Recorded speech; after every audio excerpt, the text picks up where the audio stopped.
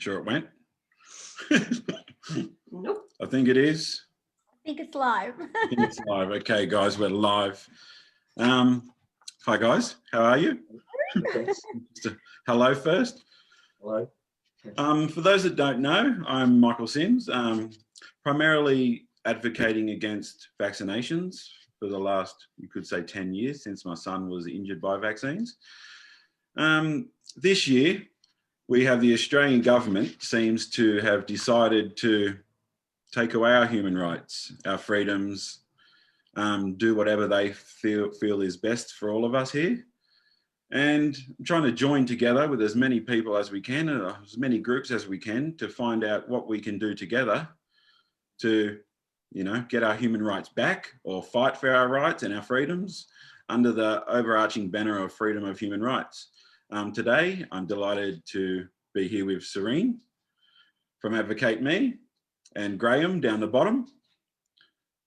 Where are you from, Graeme? Aussie Patriots? Aussie Patriots, right, yeah. So we're going to have a chat, even though our core, you know, what we came in this fight for is different. You know, how can we all join together to fight this fight together? So that's, you know, joining together for a bit of consistency, but also to build each and everyone's numbers in this fight, because it's the people out there that really matter. So again, I've been involved in this for years with the vaccine issue. Currently, you know, since this lockdown started, we've had the nurses in Victoria demanded to get all vaccinations. We've had the aged care. You know, you can't visit aged care or work in an aged care without the vaccinations. You've had the child care issue come up with vaccinations. We've fought the no jab, no play for a long time. And now certainly in the future, we're going to have the no jab, no fly, no jab, no job, no jab, no shop, drive, anything you can think of probably. So Serene, if you want to just do a brief introduction as well. Thank you so much for having me.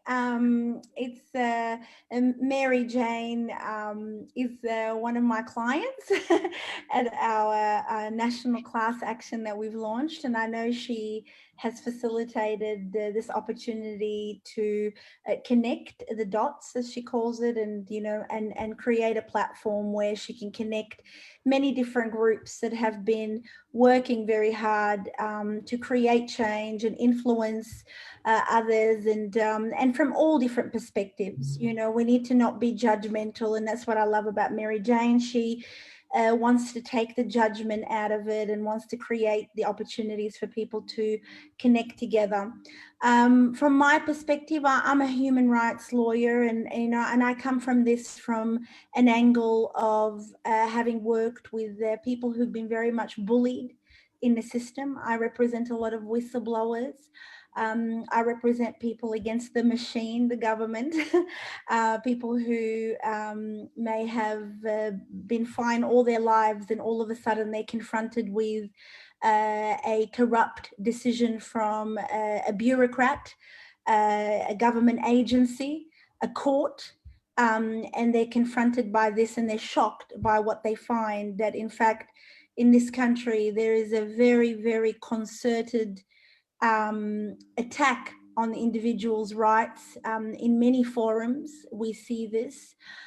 We see this in workplaces, we see this in bureaucracies, we see this in politics.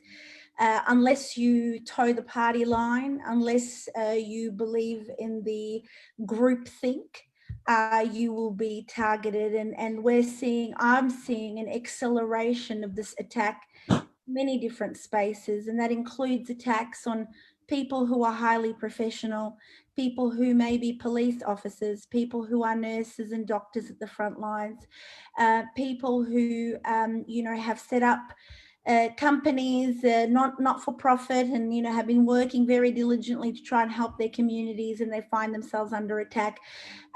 We are under attack. You know, good people who care for their communities are under attack. Professionals who care for their communities are under attack.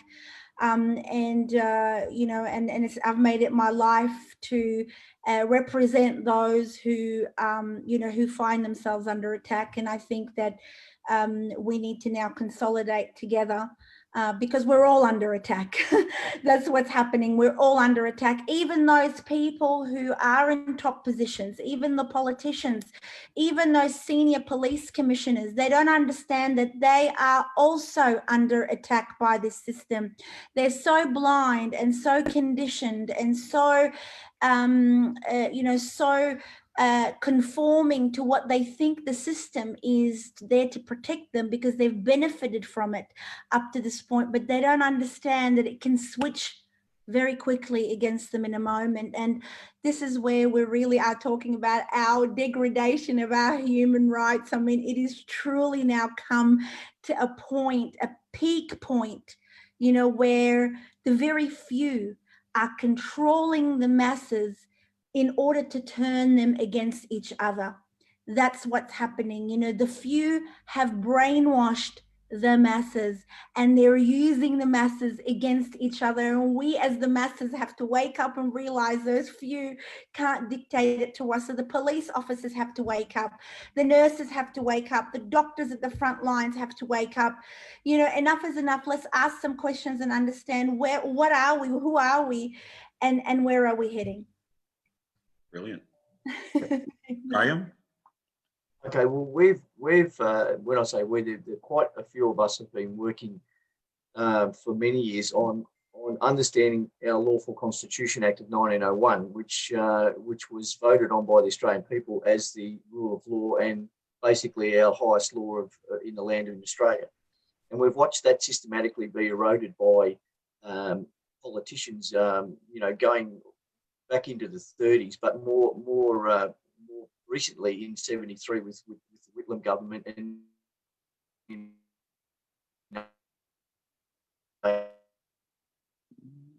86 with the expected to abide by, you know, the parliament, which is supposedly, you know, going to supposedly sovereign, which it's not. So what we want to do is we want, we've actually sent an Article 61 lawful rebellion to the UK High Court, which sits as a Privy Council, to ask them for a determination on the validity of our parliament as a corporation registered in the United States. So there's a lot of things that we're doing, but as an addition to that, we're now looking at and speaking with all of the groups that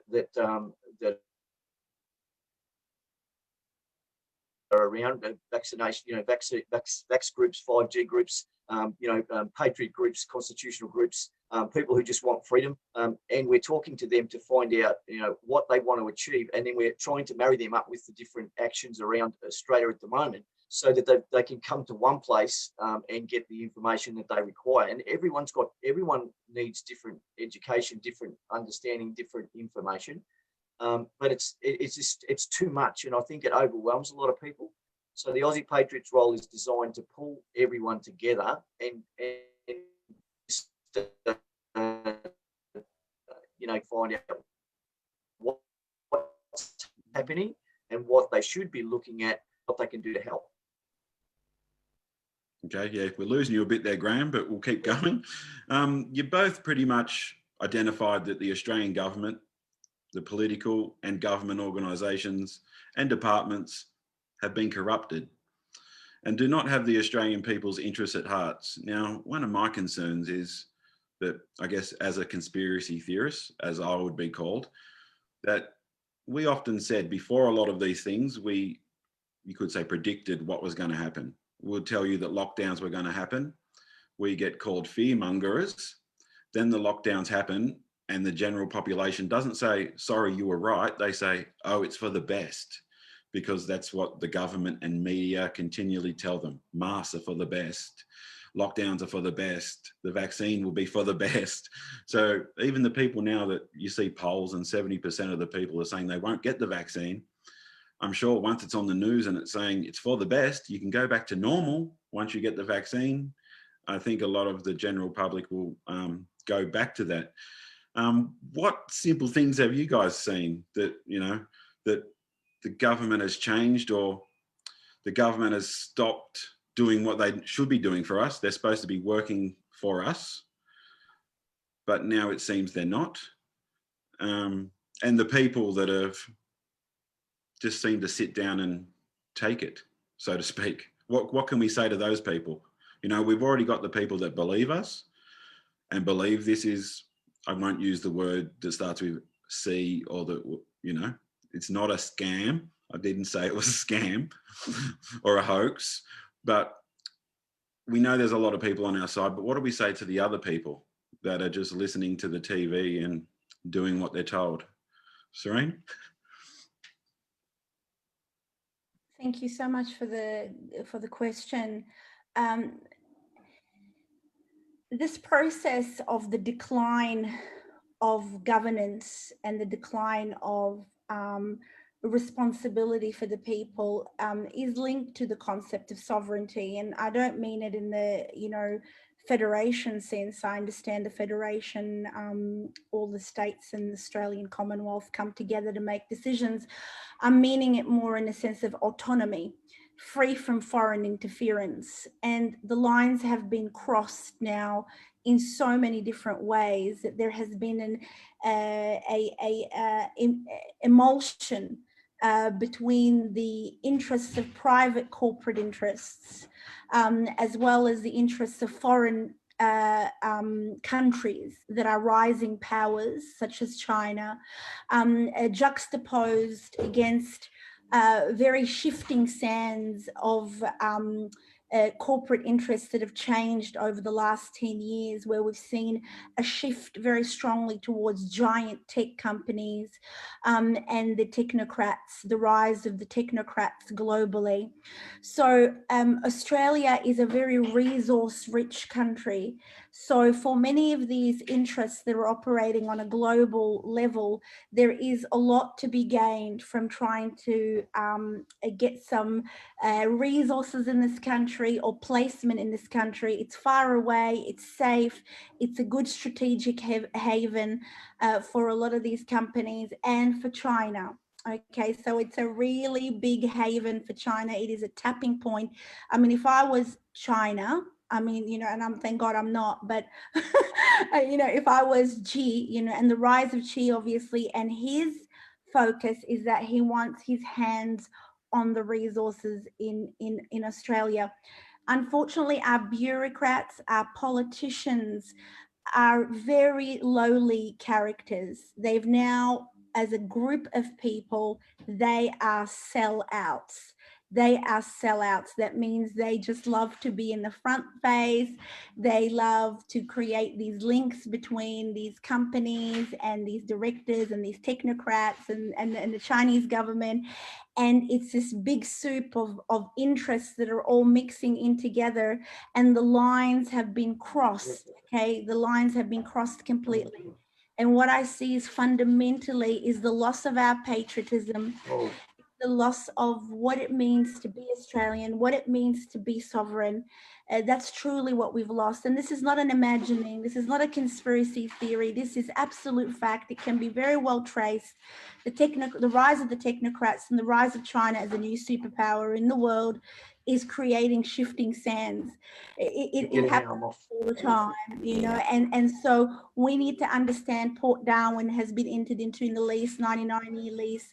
We've also got our relationships with the Americans. It's a very complicated set of circumstances. We've just entered into an agreement with Japan. We've entered into an agreement with Japan for the exchange of soldiers. Like, what are you talking about? You know, but this is exactly what's happening. And shifting sands, shifting dynamics, too many hands in the kitchen wanting to create access to resources in this country. And this is what we're finding. Our political leadership has been usurped by foreign interests, and it is diabolical. It means us as people will be sacrificed. Come on. Yep, and we've lost Graeme, maybe. Yeah, sorry, there's people just moving around in the house. It's okay. Are there any examples for you? Look, you know, I agree with Serene said. I mean, there's too much influence, foreign influence in our country at the moment. I mean, people still don't believe that the Australian government corporation which poses as our federal government, is a registered corporation in the United States. Now, you know, the government will tell you that you have to have a registered organisation in that country to trade with them. Well, we've been trading with America since day dot. So I can't see why all of a sudden in 1973 we needed to have a company. Nothing's changed in terms of the American trade requirements. So, but you talk about, you know, the foreign influence in this country. Today we were chided like a naughty child by China for for entering into an arrangement with Japan, because China got their nose out of joint and said, you can't do that to us. We don't, and rightly so, Morrison said, well, it's not about China, it's about Australia and what's best for Australia. But the sovereignty of decisions in Australia rests with the people. That's what we have to get back to. If we want to fix up this country, we can be self-sufficient if we wanted to. We've got all the resources and all of the agricultural, everything that we need to be self-sufficient. We don't need to put our hitch our wagon, if you like, to another foreign country. We just don't need to. They used to come to us when we used to ride. They used to say we used to ride on the sheep's back. Our wool was the best in the world. Our beef and our lamb, our agriculture was the best in the world. And now we are tied up so tightly with trade agreements with other countries that we can't even get our own produce here because it goes overseas and they dump their rubbish here. So, you know, it all comes back to the government being pulled back into line and the politicians being told, you work for us, we don't work for you. And if you want to change something, you must come to us. And this is what the Aussie Patriots role is all about. And I know, Serene, what you're doing is to try and pull these people back into line because they're way, way, way out of line. And you know, more people need to understand that they do have rights and they're not given to them by the parliament. They're given to them by the constitution and common law. And that's where we need to get back to. Yep, I was just getting to that. So what can we do to change this? Like you both, I've been, you know, contacted by many, many people who spend their time writing letters, making phone calls, hitting the streets, protesting, ringing media, making Facebook posts.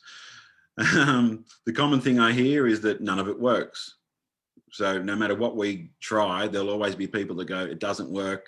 They throw their hands up in the air. They don't even join in. There may be people that do it and then still say it doesn't work. We've all seen the politicians that shredded a lot of the letters, or there's people that have got, you know, rang up politicians and been told, no, we don't work for you. We work for our political party. What do we do? How do we make a difference? Go for it, Serene. I think everything works. I think everything works. Writing letters, becoming aware, communicating with each other, networking, going through our own journey of trying to learn and understand. There are no right and wrongs here in terms of when we're all connected by one thing, and that is that we want freedom.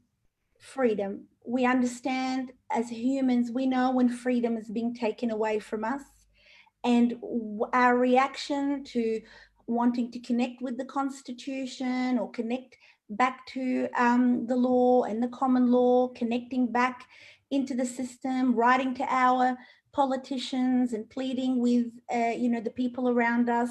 It's all effort, it's all energy about waking up. So I don't criticize anyone's efforts because that's a journey of learning and understanding. What's effective? Honestly, what I feel is this: I'm going to fight for freedom, and I'm going to do it in every way I think I can. I'm going to use my brain, and I'm going to use my passion, and I'm going to use my language and my words and my charisma to try and create and affect change. What do I see as the first point?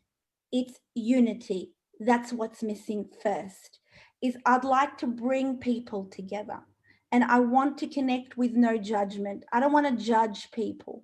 Do you know what I mean? I don't want to, we judge each other all the time.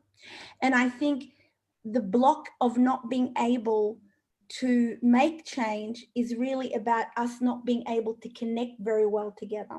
and we have a lot of infighting, and people have this opinion and that opinion. You know, where are you on the vaccine issue? Where are you on the constitutional issue? Where are you on the common law issue? I think all of it is wonderful. I think all of us, wherever we stand, we're all feeling the noose around our neck that the freedom is going, and that's where our attempt to try and create change. So I think we need to be forgiving of each other. I think we need to listen to each other, and we need to connect. So one of the things that we're doing the class action, which is really being part within the framework, within the system. So we're playing within the rules. We've got two lovely barristers, Mark Robinson, who's a judicial review expert and a constitutional law expert. And we're looking at the federal scheme, and we're saying that there's a lot of inconsistencies happening across the states and the way that they're applying their laws. They've forgotten all about the rights and the protections that should be afforded, like notice, service, risk assessment, symptom checks. Before you detain people, before you test people, before you vaccinate people, there has to be the absolute reason for you to do so. You don't do that on perfectly healthy people. The laws do not allow you to do that, and you have crossed the line. You've crossed the line constitutionally, and you've crossed the line legislatively. Okay, so we're taking that particular action. Then we're also now looking at how are we going to challenge the COVID-19 vaccines that are imminently coming in. And we know from AstraZeneca and Pfizer, we're talking about international companies that have very special relationship with our prime ministers, whether it's Scott Morrison and the like. I mean, they're so embedded with these organizations that have criminal histories. I mean, AstraZeneca is a thug amongst thugs, okay? And yet, you know, this thuggery is being validated, and we're taking shortcuts on safety like it means nothing. So we want to challenge that. We've put together a company that will be a vehicle for that challenge. It's called People for Safe Vaccines, and we're going to be bringing in a lot of people together, and we'll be launching this very soon. And it will be a vehicle to be used to challenge the COVID-19 vaccines, the TGA and the Department of Health for taking all these shortcuts in terms of the proper safety protocols and standards that must apply to a vaccine. Now, we also know that this COVID-19 has a lot of issues with it. There's isolation issues. There's issues in terms of the RT-PCR testing. So we're looking at those things as well, okay? Now, the other thing that we're looking at, and this is kind of a visionary way of creating change, is because I deal with a lot of whistleblowers. So I'm encouraging police officers to come forward. Okay, and we've now recently represented the very brave Alex Cooney, who wanted to come out and speak out, who wanted to sort of give an olive branch to Michael Fuller, New South Wales Police Commissioner, saying, mate, let's have a chat here. Okay, about what you want us to do to the people. We're not comfortable. We're not comfortable turning on our people. Okay, and he started this chain reaction. And I'm hoping that there's going to be more and more police officers and army officials coming forward and waking up. You know, this is about patriotism. You know, you boys and girls at the front face, wake up, don't be afraid. They're telling you to turn on the people. This is such dangerous. We are at real dangerous crossroads right now, because our governments, apart from themselves being corrupt and corruptible and corrupted, okay, they are now enforcing this on the young police officers who, and the army officials. They're calling around all the ex-army, all the ex-vets, trying to get them back in, you know, offering them some good money. Okay, guys and girls, please, when you get these calls, you know, when you're told to go out and you know, get them, you know, get them anti-vaxxers or get them anti-hippie, you know, hippies, or get them whatever, you know, you got to ask yourself, you know, what are we doing here? You know, and so really for me, it's about inspiring change, and we have to inspire it by uniting with each other, and the guys and the girls at the front face, you know, in the police and the army. If they're going to turn, this is going to be a big problem. Okay, and we've seen that they've already turned, and I believe we need to pull them back. Come on, guys and girls, come back to the good side. This is us, we're the people here, and we don't want you to turn against us. So I think those are really grassroots movements, and we need to really look at uniting with the police and the army. Yeah, just before you speak, Graeme, I can just comment on that because of a lot of the rallies and things. So I'm visited often. Oh yes. Oh yes. From all the states. Canberra Police visits me on behalf of Queensland, Sydney, Melbourne. You're tagged, yes. Yeah. But the police, I can honestly say the police I talk to are nice people.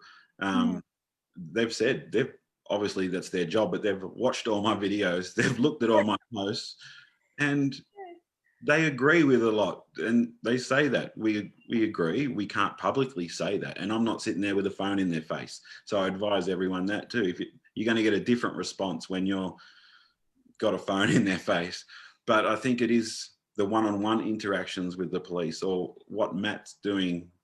Going to the police station is a much better response, even though it looks great when you're at a rally and you're pleading with the police who aren't listening to you, but they're doing their job. They're not going to turn at that moment. I don't think. If they did, it would be amazing. Yeah. But it's about the little things, making a phone call, talking to the police in the street when you pass them, having that discussion, and hopefully getting through to them that way. Graeme. Look, so many people that I speak to say the same thing. If you want to get some form of communication going, you can't be aggressive, because as soon as you have aggression, if you give out aggression, you get back aggression. And so we don't advocate for people to go out picking fights, because it's pointless. You need to treat people the way you expect to be treated, and you'll find that the conversation you have is totally different to punching the policeman's horse or spitting on him or something like that. It's just not necessary.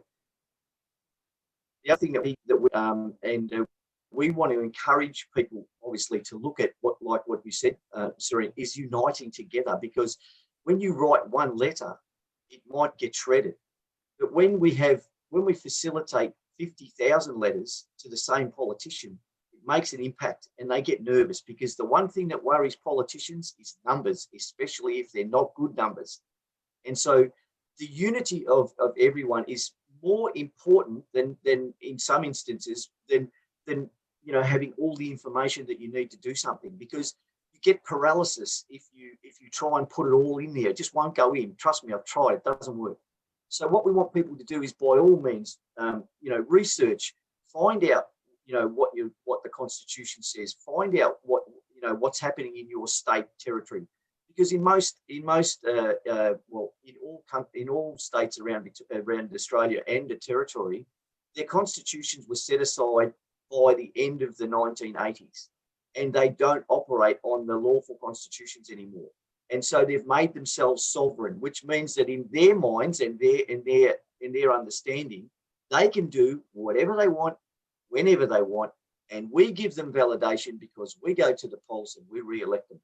And that's where we have to unite, and we have to change things. And there's plenty of people around that have got the information and the knowledge. We just need the people.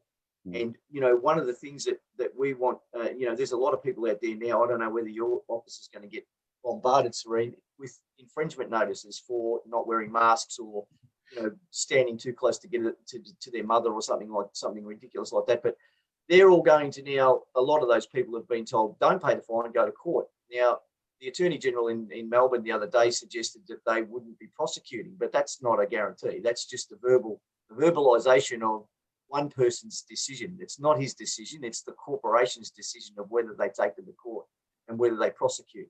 So we're formulating something at the moment that will give people a bit of a blueprint in how to handle it.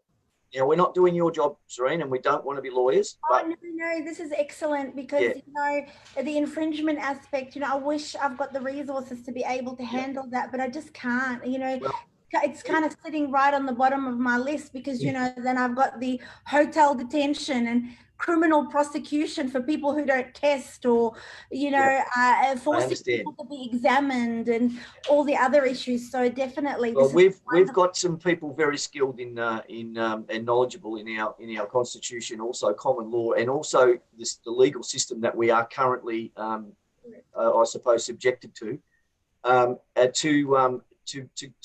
know what to quote, to know what questions to ask, to know when to be quiet, and to know when to, you know, and to always be respecting. And you can't just go into a court and start jumping up and down and throwing your weight around, because you will finish up in the cells. So we're in the process. Yeah. So that's what we're in the process of doing at the moment, and that's what the Aussie Patriots role has evolved into. It's a facilitator, if you like. We're not supervising anymore. We're not just giving people advice, but we're also going to follow that up, and we're going to help them get through what is a very traumatic thing, and that's going to court. Because, you know, more people than ever before have been fined that have never had problems with law enforcement or anything like that before, and they are so frightened that they just don't know what to do. Oh, so Graeme, you're speaking my language. I will link in with you, and I'd love to help with the templates, because I think that is such a powerful tool. I'm so pleased to hear that, and I'm so willing to work with you to make that happen. I think that's genius. That's really interesting. And I mean, I get, like, people are so traumatized. They don't understand we're creating a level of trauma like we've never seen in this country.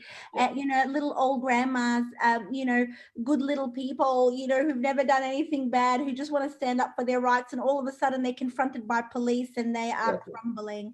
So I think that's important. So important. we're not selling books. We're not charging people for, you know, to get information that they can readily get on the internet. But what we are doing is we're going to facilitate for them.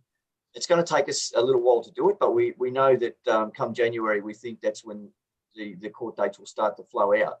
So we're working on that very, very hard in the background. And one of our people, which I can't mention his name, we'll contact you in the very near future, Serene, to have a chat. Please, I'm so happy. Music to my ears. Well, so good. That's what we said. We want to. We're 100% behind uniting the people, not to go out and take up arms or anything like that. Although that in the future, who knows what will happen. But the point is, right now, we're also talking about amnesty for the people who are in the defence force and the police force and other you know, positions of responsibility where they've been forced to do things, because a lot of them are family people. They've got children. They all got lives. They all have to live. They all have to eat, pay their rent, pay their bills. So a lot of them would be scared to do anything. And we know that because by watching the lives of some of the the live feeds of some of the demonstrations, you see more of the police standing back. Yes, very good observation. Yeah. And we've been watching that because we know that that's a sign of hesitance. You know, they don't. Do I do this or do I not do this? And, you know, there's still enough of them to, you know, exert the pressure, but there's a lot of them that are now standing back, and that's a good sign. So we support what you're doing with the police in New South Wales, and hopefully we can get more around the country to do the same thing. I think, Graeme, that's exactly what we're trying to do. We're just wanting to work with police officers to create that, you know, if more police officers put their names to the front, and now we want to work with army officials as well to bring them out of their shell. It's huge because, you know, the force of the commissioners, they're going, how are we going to crush this? You know, but there are a lot of very young, you know, idealistic police officers and army officials that went in to become police and army because they love this country, because they're idealistic, because they're good, and we want to help them be good. Absolutely, absolutely, and we want to protect them as well, because, you know, I mean, I know that they say, you know, ignorance is no excuse for breaking the law, but in some instances, if it's under duress, there are circumstances beyond, you know, doing something that you know is wrong, doing it anyway. So we need to address that as well. So before the next question, I just want to make a little point that came to me when you were both speaking. I admin a few groups on Facebook, And what I actually see, though, is no matter whether it's a letter writing campaign or a class action or a join the email and let's fight the government or a protest, the people that get involved in that stuff suddenly get hope. You know, the government's taken away so much hope. I watched a friend's video today and, you know, Melbourne's opened up a bit, but they're depressed. And you can see that they're depressed. They're used to being stuck inside for so long, they don't know what to do. Like, called FOGO. On this, but I think everyone's causes, the people that do get involved, they feel hope. They feel like they're a part of the team, that they are making a difference while they're doing it. If it's successful or not, it doesn't matter. They still feel that hope while they're doing it. So I think that's great for everyone. And if you're listening and you've not been involved in any of this, just try. Get involved. Get up and try. I mean, even, you know, sharing and caring. We always say to people who say, "Oh, what can we do?" You know, we have a lot of elderly people in our group and in our role, and they say, "Oh, we can't do anything." And I say, you know what, caring and sharing is a huge part of what we're doing. So you are, by being involved, even just registering on the roll, and then telling someone else about it, that's good enough. You know what I mean? Because that's what it takes. It's referral, you know, and spreading out the message and people sharing and caring. It's not hard. It doesn't cost anything. All right. Next question. I'm consider myself an average Joe, right? So there's bits that both of you guys say, and lots of people I listen to, I get it straight away. I'm like, yes. And then there's other bits that are way above my pay grade. Like it's over my head. And that'll be the same if I talk about vaccines to someone. And, you know, we could talk about vaccines for a week, a year. I could tell you everything. And I know that's to a lot of people. So one of the little things I go on is the hepatitis shot that babies get at birth. So every baby goes and gets a hepatitis shot. Is there any answer to why they get it? No. The official documents will clearly state that it was brought out for adults. Not enough adults got it. The company was not making money, so it got put on the childhood schedule, which, you know, that vaccine runs out by the time they're adults anyway. But there's no need for that vaccine. And you explain that to people and they can relate to that kind of thing. They're like, yeah, well, my baby doesn't have sex with people and my baby's not injecting needles. Yep. They're not going to get hepatitis. In both of what you guys do, is there a little key thing like that the people that may not understand the bigger issue, is there a little piece that could, you know, someone who's just waking up could understand? Serene, go for it. Oh, I love that. Oh, I'm very humbled by your presence and Graeme's presence. You're both very peaceful men, which is lovely. I think the little piece that most people miss is putting yourself in someone else's shoes. And the little piece that they miss is, just because you haven't experienced something cruel in this country or haven't experienced the wrath of a government bureaucrat or the wrath of a bad government decision, doesn't mean that government is innocent or that government is not corruptible. So there is this attitude that government can't hurt us in this country. There's still a big innocence in this nation that I find sometimes quite interesting when dealing with people, because, you know, they call me jaded. Okay, but I'm definitely not jaded. I'm just very aware and alert as to how the systems have worked and the players within the systems. And unless you go through the fire, you can't completely understand how you could become a victim to bureaucratic failure and to bureaucratic corruption. It's very hard for people to understand that. And I think a lot of people in this country are still deluded when they hear that the government or people in bureaucracy are not necessarily making decisions in their best interests. it's very hard for them to process. So they'll jump and call you a conspiracy theorist because they're defending what they can't believe. You know, it's too overwhelming for them to think that that's actually happening. Although now I believe there's been an acceleration of that only because government bureaucracy is attacking a lot more people. So a lot more people are under attack. And as Graeme said before, they've never been in a situation before. So all of a sudden, it's not just a realization that government may not be there to protect me. You know, I've never done anything bad. Why can't I protest? You know, why can't I stand up and say no? And look at what I'm facing simply by exercising a simple right. They're confronted by that. This is extremely confronting stuff. I mean, they're going around through their whole life thinking everything is okay and we live in a wonderful country and we are a free country or a democratic country. All of a sudden, one little thing happens and they're experiencing the wrath of government and they're shocked. So one little thing I have is that be very aware, you know, that what you might perceive as freedom is not really freedom, and really listen to other people's pain because what they're going through is very real. Yeah. Graeme? I totally agree there. Look, you know, there's a saying in Australia, she'll be right, mate.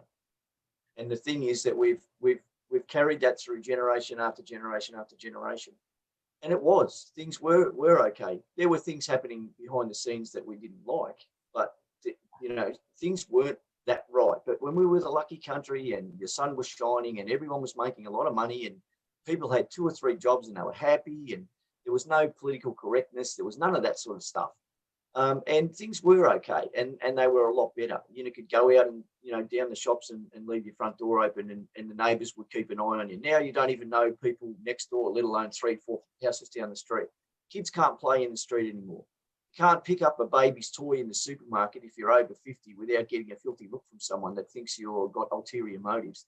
All of these things have been forced upon us basically by the government not looking after our best interests and letting these things get out of hand. I mean, we've got time and time again, we've had situations arise with parole boards where they release criminals based on, they said that they were reformed and they let them out, they go kill or they go rape or they do something terrible. And then they say, oh, well, you know, it's not our responsibility because we just went by the book. You know, there's no care, there's no responsibility, and there's no accountability. And that's what we have to get back. And the only way we can get that back is to force it to come back. And so when you've got, you know, I've spoken to a lot of people that are anti-vax, but they're not actually anti-vax. They're anti-big pharma because they don't get told. And the fact that the big pharmaceutical companies have immunity from prosecution in most cases where the government is involved, people don't like that. And they want to know why. Why have they got immunity? If this is so good and it has no side effects and all that sort of stuff, why have they got immunity to prosecution? It doesn't make sense.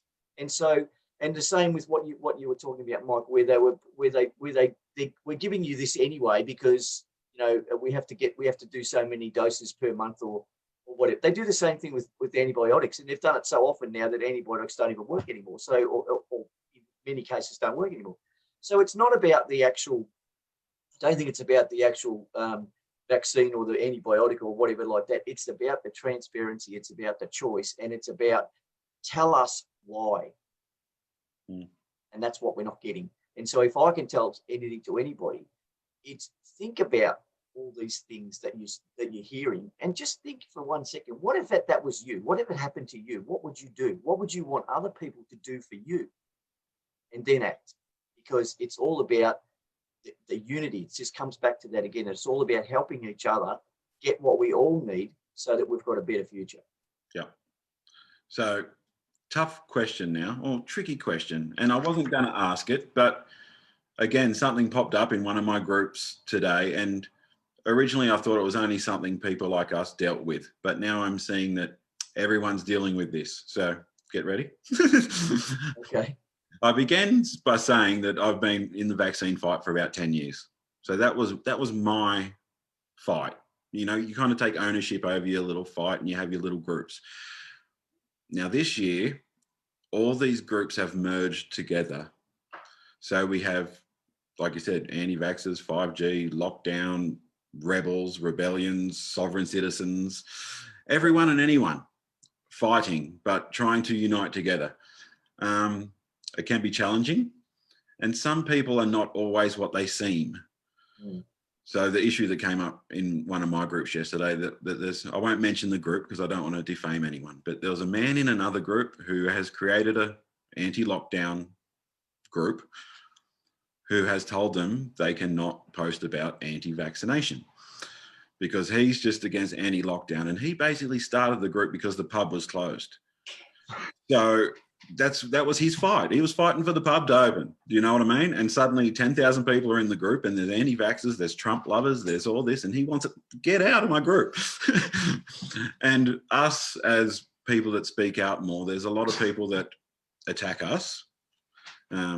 We've all been attacked for different things from trolls, yes, and we've always got it from trolls, but suddenly there's people that claim to be a part of our same fight that are, you know, trying to create division within the movement, so to say. I'm sure you have dealt with it. How do you handle that, and how do the rest of the people handle that when people are picking on them for being such and such and such and such? What advice for the people? Tricky questions, right? Do you want to take this one, Serene, or would you like me to? You're handballing it. Handballing it. I think, Myk, you know, we always like to think that everyone does everything for the right reasons, but sometimes we're mistaken. And you know, if that guy wants to, I'm presuming he does know it's social media, not anti-social media. But the thing is, we have issues with that all the time, and people get on social media, we call them keyboard warriors, and they post inappropriate stuff and they don't care. So if the people are on there and he doesn't want them on there, then they just need to move and go to another group, because there are plenty of groups out there that are supportive of the openness of everything. You know, and I'm not just saying it. I'm not just saying that because we're trying to facilitate these things. But at the end of the day, if that's his bag, that's what he wants to follow, then you can't deny him that. It's his constitutional right. It's his human right to have his own opinion. But he's not going to find he's going to lose a lot of people because of his stubbornness and his inability to, you know, to like Serene said before, you know, understand other people's situation. What happens? What if it was you?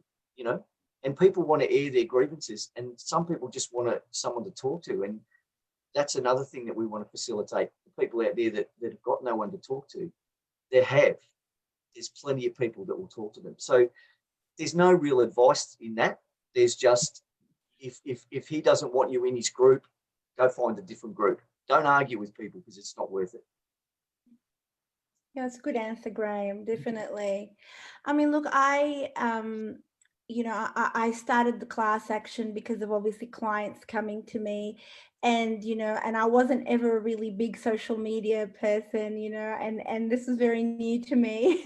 This is like the presence, but I'm so happy because it's allowed me the opportunity to connect with people like yourselves, you know, and I find that who I'm connecting with more usually than not are wonderful people who are passionate and who care and who want to create change.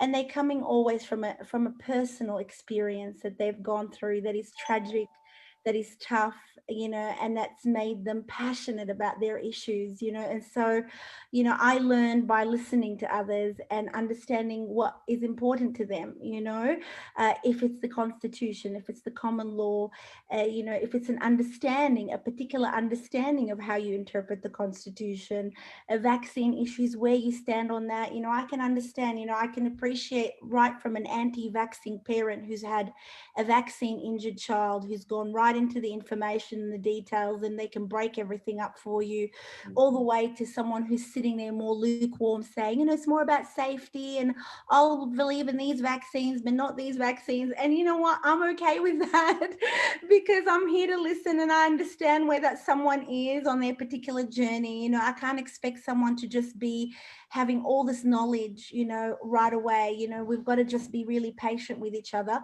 But I do have a very strong, tough approach on trolls because there are some trolls that are just unacceptable, and they should just be cut off, put down, and and really cease and desist what they're doing. So I've cut off, I've blocked people. I've been not afraid to say you're rude. You're not engaging in proper conversation, and this is not the way we engage in conversation. So if people want to cross those lines, I'm very happy to cut them off.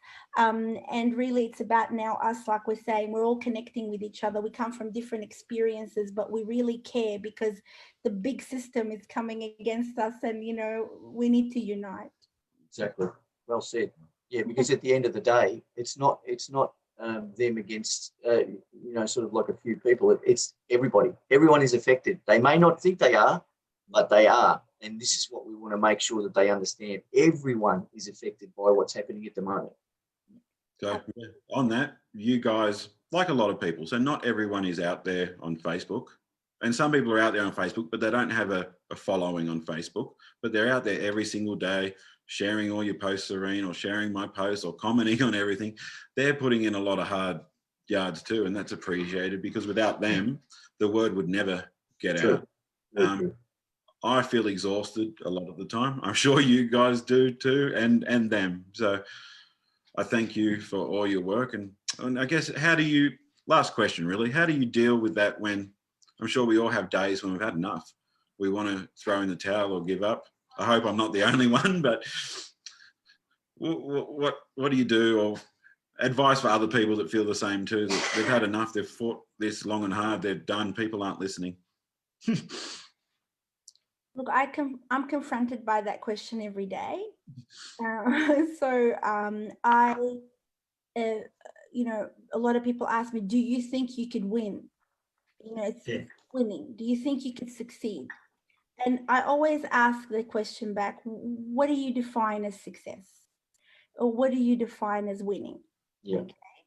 One of the things I've learned through this last 6 months is that I'm not invested in the outcome. I'm invested in fighting for what is right. So I will invest my energy in standing up for what is the truth. What I see is the entitlement of every individual in this country not to have their rights encroached, for the grandmas not to be insulted and offended and chased down the streets and threatened with prosecution, and feel that the world is so dangerous around them, for the rights of children to have the freedom and to be free from abuse, sexual abuse, violence, all forms of abuse. Okay, I will do what I can every day I wake up, realizing that tomorrow I might not be here, that life might take me, and I'm no longer on the planet in the physical form, and so I look at it that I want to try to do my best today.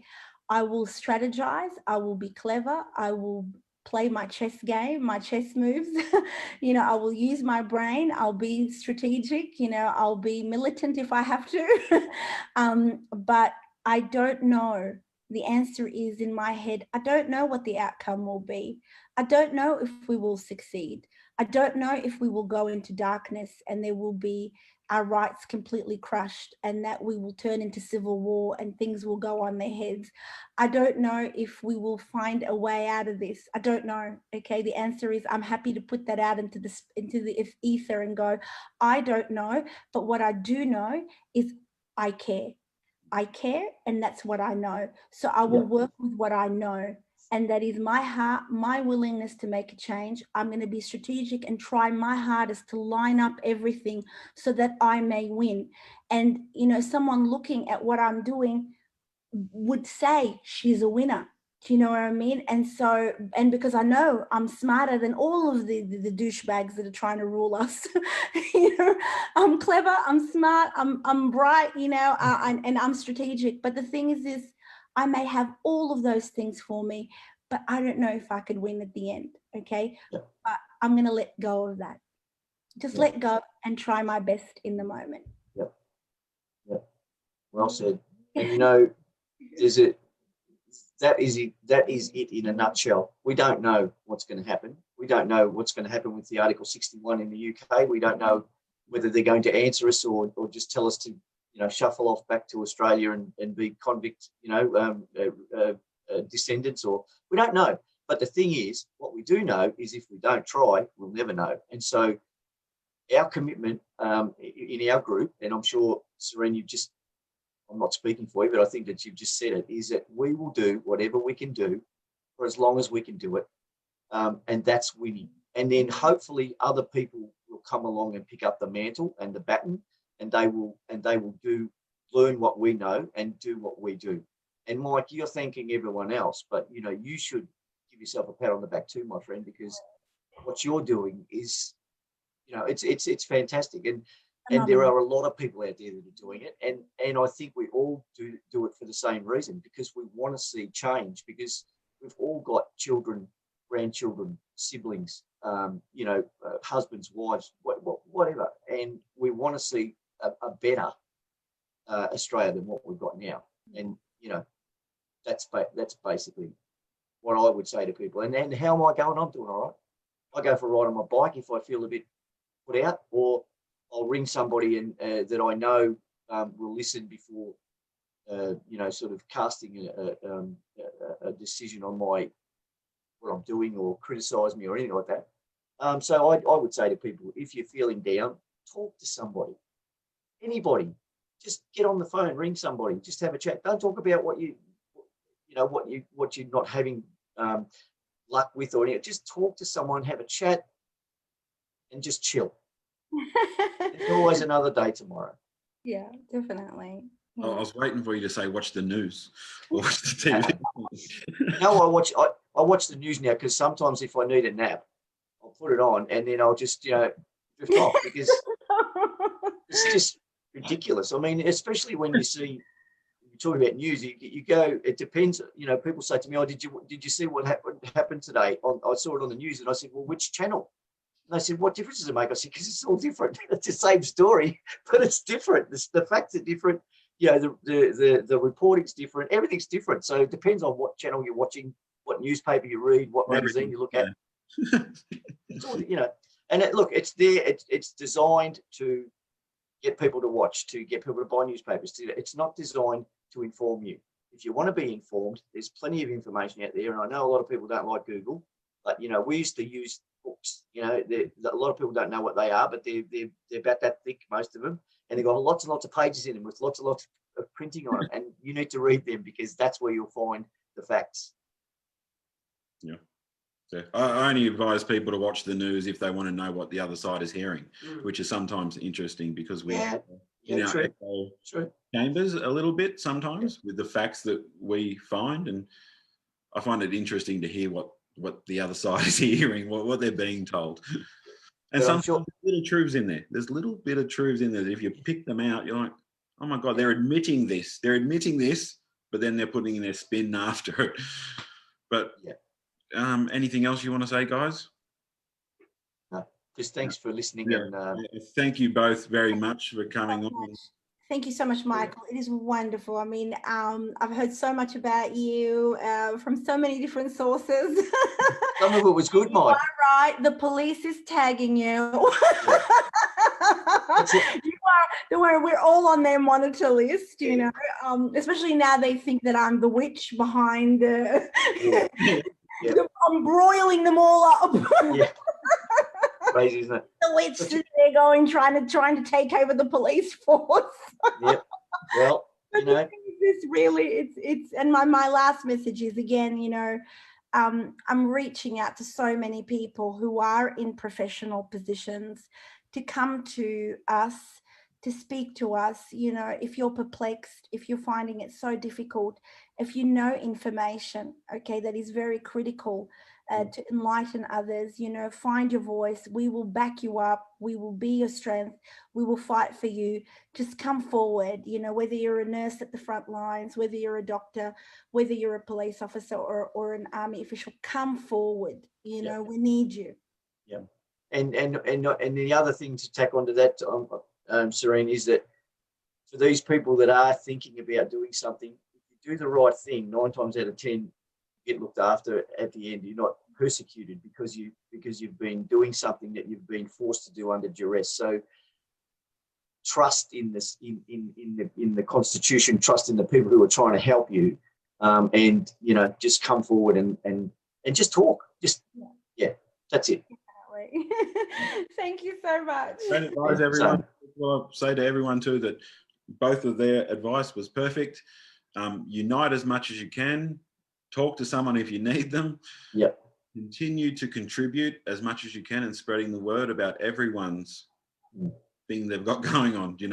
We're all trying to help the world, and each and every one of you out there matters and is helping greatly. So keep continuing what you're doing and all work together. Yeah. Thank you so much. Amen. Both of you. No worries. We'll speak soon, Serene. Yeah, for sure. 100% Graeme. No worries. Okay. See you later. Bye-bye.